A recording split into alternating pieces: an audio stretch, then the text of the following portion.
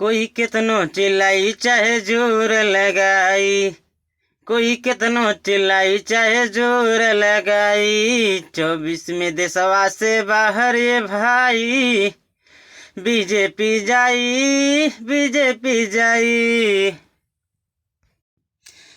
नहीं चाहिए ऐसन शासन जौन बेच देलस देशवा के पाई पाई, हो नहीं चाहिए ऐसन शासन जौन बेच देलस देशवा के पाई पाई। हो कुर्सी छोड़ दो, कुर्सी छोड़ दो मोदी जी, ये है सबकी पुकार, कुर्सी छोड़ दो। बीजेपी जाई, बीजेपी जाई, 24 में देशवा से बाहर ये भाई, बीजेपी जाई, बीजेपी जाई।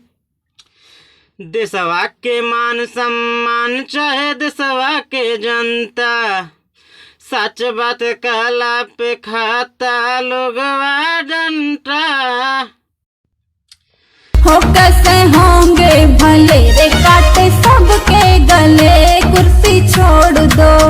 अडानी या मोदी भैले भाई भाई, अडानी या मोदी भैले भाई भाई, हसदेवपुर जंगल कट गइल, लोगवा चिल्लाते रह गइल भाई भाई।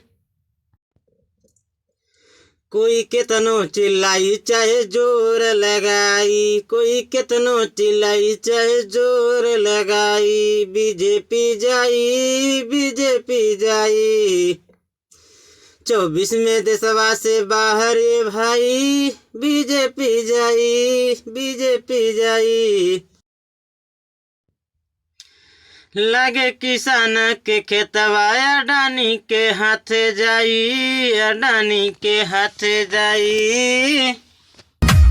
मोदी जी सुन लो, भारत देश हमारा है, सबसे बनाना चाहे हम भाईचारा है। चिल्लाइल देशवा के जनता तबो न सुने, चौकीदार चुरवाए भाई।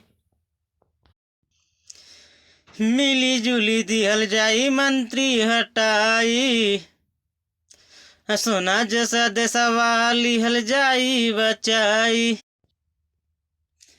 गाय के बतावे संदीप भाई, हो सारी जनता दुखी ना रहता कोई सुखी, कुर्सी छोड़ दो।